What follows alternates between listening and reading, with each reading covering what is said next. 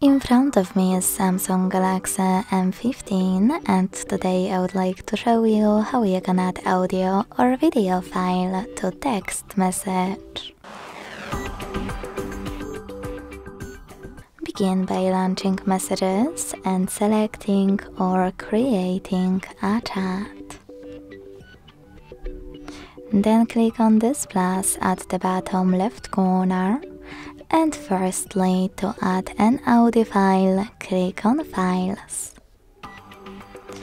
Then look for your file by tapping on Audio at the top, clicking on one of those apps or tapping on those three lines at the top left corner to pick any of those sources, like downloads. After finding your file, just hold it and click on Select at the top right corner to attach it.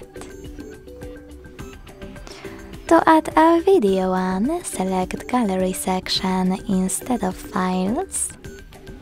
And if your video is recent, just click on it right away. If you can't find it, select Folders. Look for it over here, and when you find it, click on it. Thanks so much for watching. If you enjoyed this video, don't forget to leave a like, comment and subscribe. Bye!